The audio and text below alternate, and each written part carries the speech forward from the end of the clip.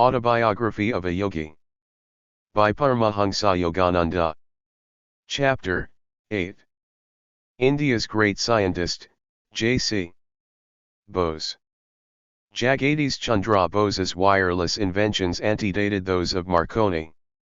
Overhearing this provocative remark, I walked closer to a sidewalk group of professors engaged in scientific discussion. If my motive in joining them was racial pride, I regret it. I cannot deny my keen interest in evidence that India can play a leading part in physics, and not metaphysics alone. What do you mean, sir? The professor obligingly explained. Bose was the first one to invent a wireless coherer and an instrument for indicating the refraction of electric waves. But the Indian scientist did not exploit his inventions commercially. He soon turned his attention from the inorganic to the organic world. His revolutionary discoveries as a plant physiologist are outpacing even his radical achievements as a physicist. I politely thanked my mentor. He added, "The great scientist is one of my brother professors at Presidency College." I paid a visit the next day to the sage at his home, which was close to mine on Gurupar Road. I had long admired him from a respectful distance. The grave and retiring botanist greeted me graciously. He was a handsome, robust man in his 50s, with thick hair, broad forehead, and the abstracted eyes of a dreamer. The precision in his tones revealed the lifelong scientific habit. I have recently returned from an expedition to scientific societies of the West. Their members exhibited intense interest in delicate instruments of my invention which demonstrate the indivisible unity of all life. The Bose crescograph has the enormity of 10 million magnifications. The microscope enlarges only a few thousand times, yet it brought vital impetus to biological science. The crescograph opens incalculable vistas. You have done much, sir, to hasten the embrace of East and West in the impersonal arms of science. I was educated at Cambridge. How admirable is the Western method of submitting all theory to scrupulous experimental verification. That empirical procedure has gone hand in hand with the gift for introspection which is my Eastern heritage. Together they have enabled me to sunder the silences of natural realms long uncommunicative. The telltale charts of my crescograph are evidence for the most skeptical that plants have a sensitive nervous system and a varied emotional life.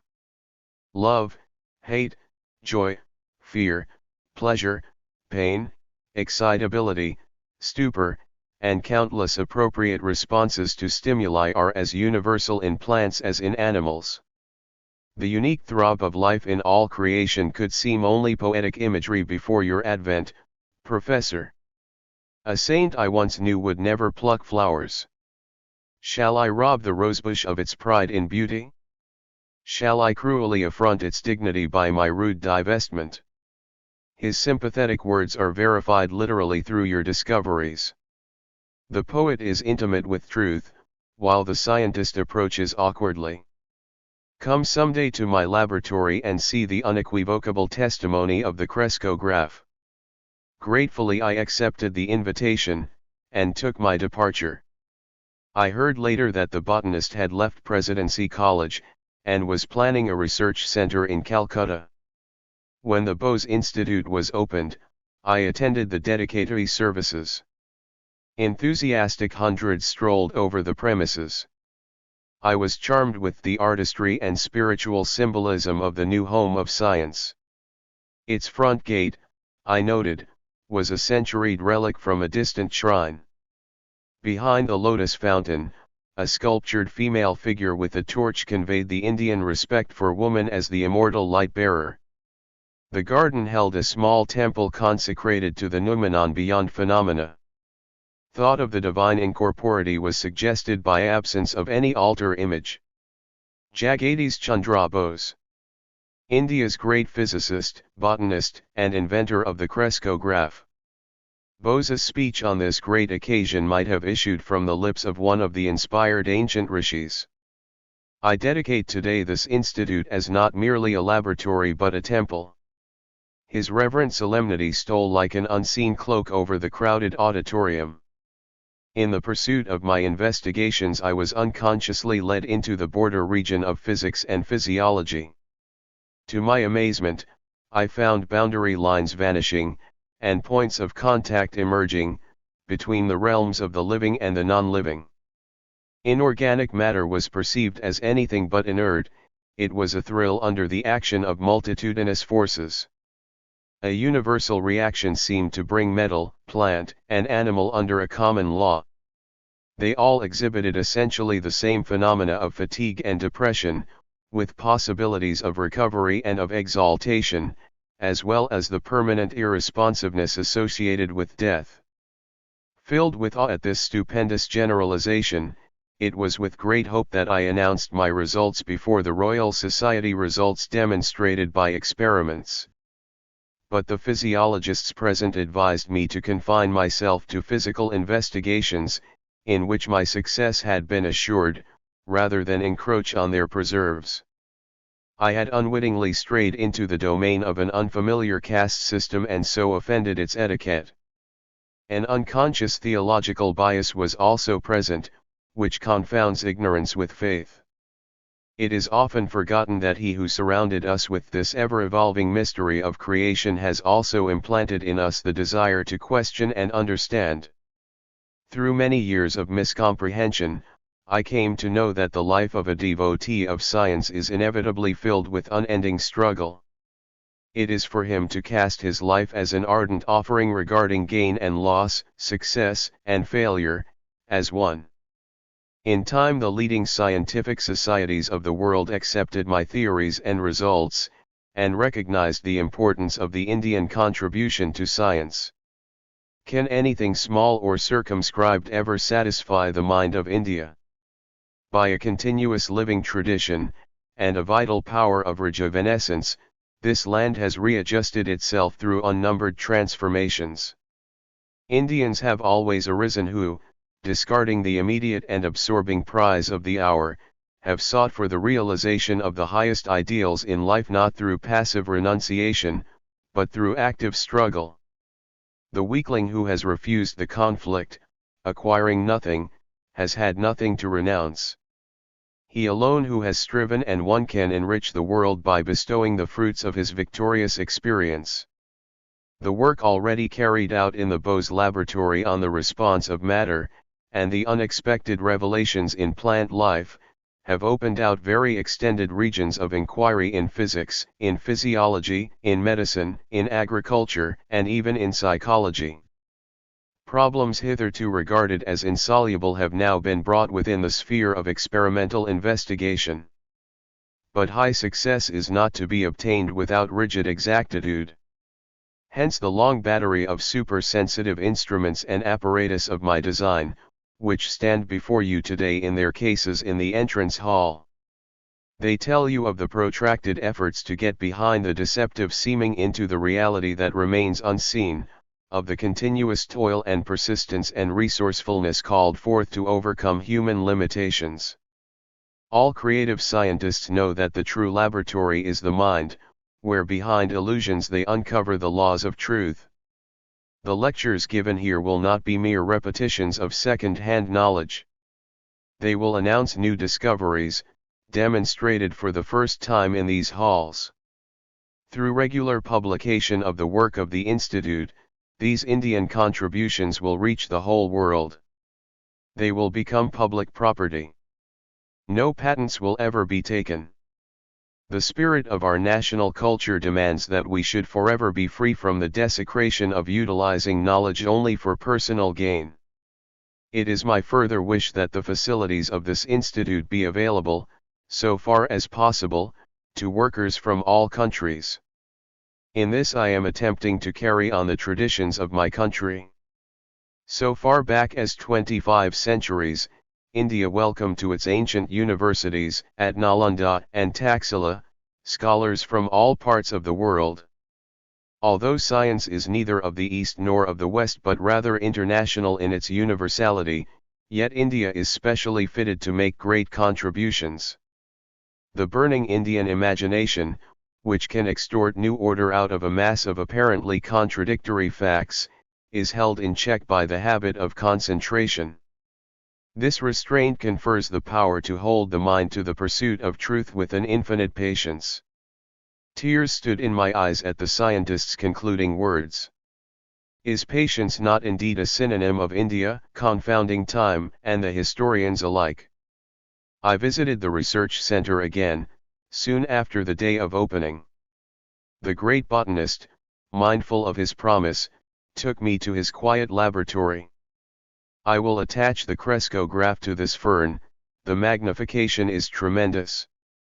If a snail's crawl were enlarged in the same proportion, the creature would appear to be traveling like an express train. My gaze was fixed eagerly on the screen which reflected the magnified fern shadow. Minute life movements were now clearly perceptible, the plant was growing very slowly before my fascinated eyes. The scientist touched the tip of the fern with a small metal bar. The developing pantomime came to an abrupt halt, resuming the eloquent rhythms as soon as the rod was withdrawn. You saw how any slight outside interference is detrimental to the sensitive tissues, Bose remarked. Watch, I will now administer chloroform, and then give an antidote. The effect of the chloroform discontinued all growth, the antidote was revivifying. The evolutionary gestures on the screen held me more raptly than a movie plot. My companion, here in the role of villain, thrust a sharp instrument through a part of the fern, pain was indicated by spasmodic flutters.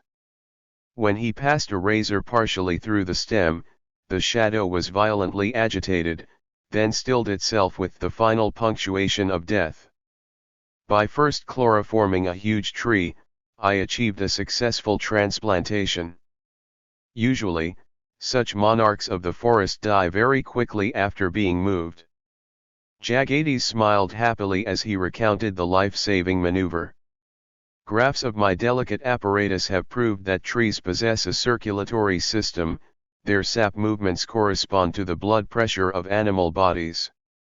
The ascent of sap is not explicable on the mechanical grounds ordinarily advanced, such as capillary attraction. The phenomenon has been solved through the crescograph as the activity of living cells. Peristaltic waves issue from a cylindrical tube which extends down a tree and serves as an actual heart. The more deeply we perceive, the more striking becomes the evidence that a uniform plan links every form in manifold nature.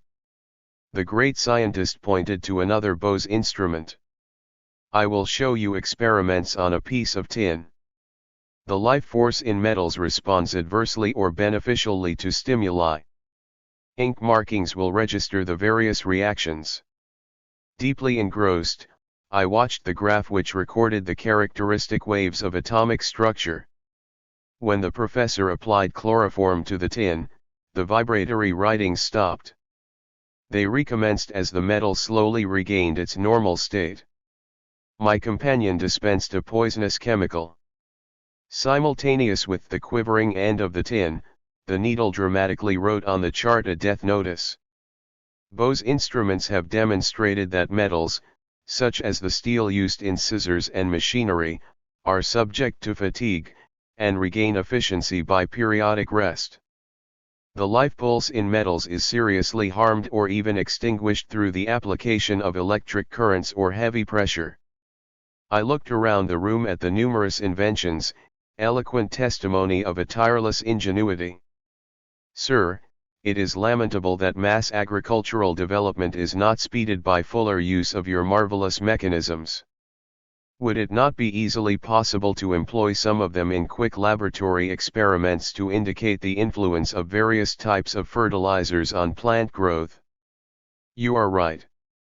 Countless uses of Bose instruments will be made by future generations. The scientist seldom knows contemporaneous reward, it is enough to possess the joy of creative service. With expressions of unreserved gratitude to the indefatigable sage, I took my leave. Can the astonishing fertility of his genius ever be exhausted? I thought. No diminution came with the years. Inventing an intricate instrument, the resonant cardiograph, Bose then pursued extensive researches on innumerable Indian plants. An enormous unsuspected pharmacopoeia of useful drugs was revealed. The cardiograph is constructed with an unerring accuracy by which a 100th part of a second is indicated on a graph. Resonant records measure infinitesimal pulsations in plant, animal and human structure. The great botanist predicted that use of his cardiograph will lead to vivisection on plants instead of animals. Side-by-side recordings of the effects of a medicine given simultaneously to a plant and an animal have shown astounding unanimity in result, he pointed out. Everything in man has been foreshadowed in the plant. Experimentation on vegetation will contribute to lessening of human suffering. Years later, Bose's pioneer plant findings were substantiated by other scientists. Work done in 1938 at Columbia University was reported by the New York Times as follows. It has been determined within the past few years that when the nerves transmit messages between the brain and other parts of the body, tiny electrical impulses are being generated. These impulses have been measured by delicate galvanometers and magnified millions of times by modern amplifying apparatus. Until now, no satisfactory method had been found to study the passages of the impulses along the nerve fibers in living animals or man because of the great speed with which these impulses travel. Doctors K. S. Cole and H. J. Curtis reported having discovered that the long single cells of the freshwater plant Nitella, used frequently in goldfish bowls, are virtually identical with those of single nerve fibers. Furthermore, they found that Nitella fibers, on being excited, propagate electrical waves that are similar in every way, except velocity, to those of the nerve fibers in animals and man. The electrical nerve impulses in the plant were found to be much slower than those in animals. This discovery was therefore seized upon by the Columbia workers as a means for taking slow-motion pictures of the passage of the electrical impulses in nerves. The Nitella plant thus may become a sort of Rosetta Stone for deciphering the closely guarded secrets close to the very borderland of mind and matter.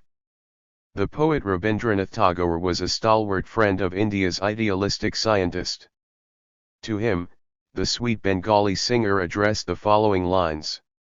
O hermit, call thou in the authentic words of that old hymn called Sama, rise. Awake. Call to the man who boasts his shastric lore from vain pedantic wranglings profitless, call to that foolish braggart to come forth out on the face of nature, this broad earth, send forth this call unto thy scholar band, together round thy sacrifice of fire. Let them all gather. So may our India, our ancient land unto herself return.